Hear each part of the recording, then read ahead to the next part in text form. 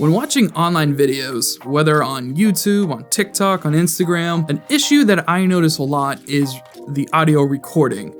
And it's not so much like the recording is too noisy or there's too much room reflection. I think I can ignore those things because I understand as a viewer, I see where you're at. I know you're not in a place that has great sound isolation. It's not soundproofed, especially if you're outside and you're walking on the street or what have you. I'm going to expect that there's going to be noise in the background. And when you're in a room, I can expect there to be noise echo. So it's like, I can ignore that, and I'm sure other viewers can do that too. That being said, do all that you can to lower the noise, do all that you can to lower the reflection. I'll definitely have videos giving tips on how to control that better. The one thing that I notice more often, the one thing that's more annoying to me, and I would say annoying to a lot of other viewers, I know it's annoying to you too when this happens to something you're listening to, is that audio isn't loud enough. And the issue is that it was not recorded and processed to be loud enough in the video. And even more so that the volume of the one speaking is not consistent through the whole video. And I even see this with podcasts, especially with newer podcasts.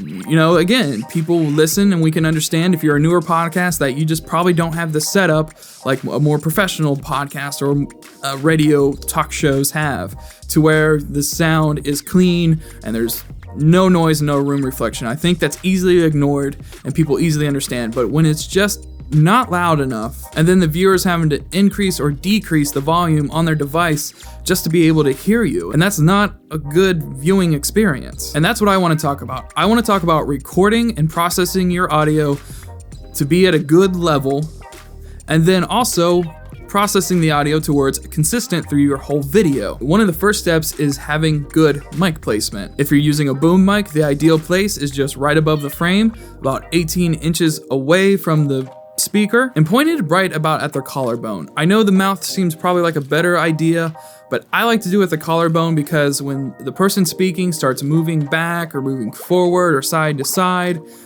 if it's pointed at their mouth, the volume and the tone is going to change a lot. So if you point it at the collarbone, just right at the collarbone, I have found when they do start moving around a lot, the volume and the tone of their voice, it stays more consistent than pointing it at their mouth. Yeah, yes, I know I have my boom mic right here in frame, and the only reason I'm doing that is because I just think it adds some depth to my video, and it gives just some context to what this channel is about and what my videos are about. So that's why I leave it there, and that's the only purpose that it serves by being in frame here, and not because I need it here to get proper levels. Now, if you're using like a broadcast or a handheld mic, the ideal place for the placement of this is 6 inches away from your mouth, pointed right at the corner of your mouth. But then also, bringing the microphone closer than 6 inches isn't really making you louder, but it's distorting the low end of your voice. So that's why you might see podcasters and radio broadcasters and even like bass singers and bands hold the microphone very close to them, because they're using the microphone's proximity effect,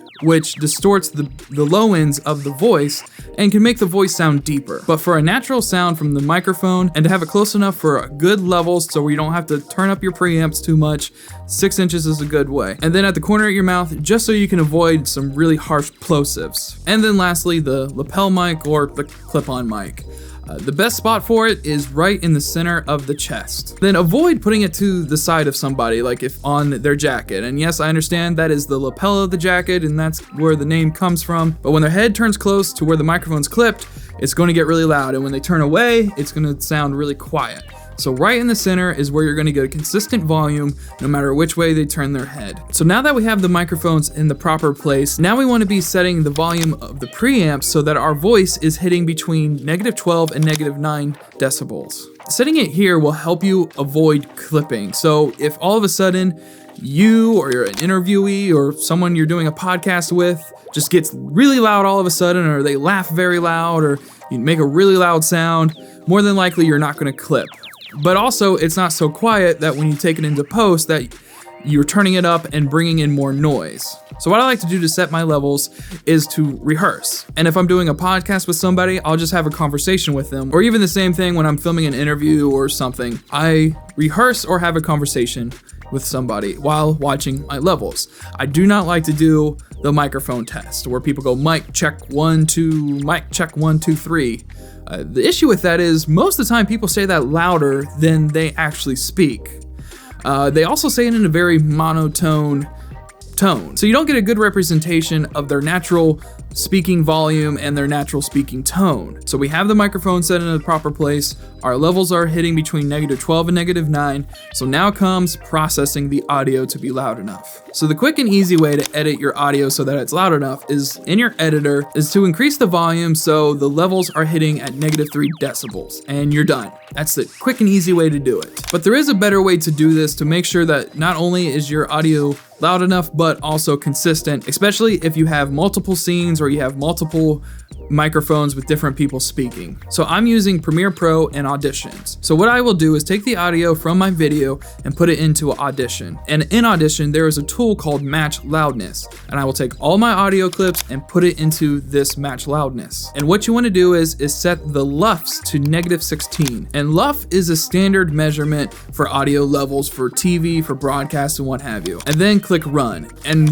what this is going to do is going to take all the audio clips you have and increase or decrease the volume so they're all at -16 LUFS. So now all your audio should be at the same volume. Now you can do this next part in Audition, or you can export the audio from there and do this in Premiere Pro.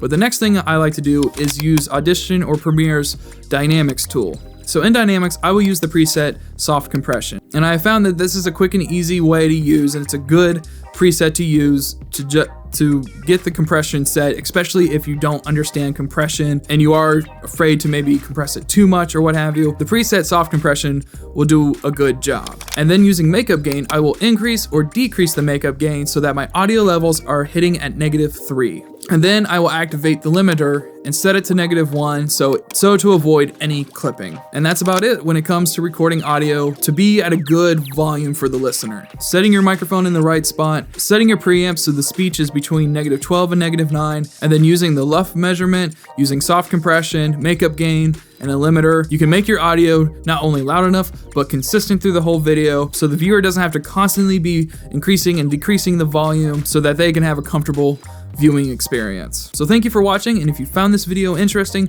or helpful, please give the video a like and leave a comment. If you want more topics on recording audio or photography or videography and podcasting, please consider subscribing to the channel. Thanks again.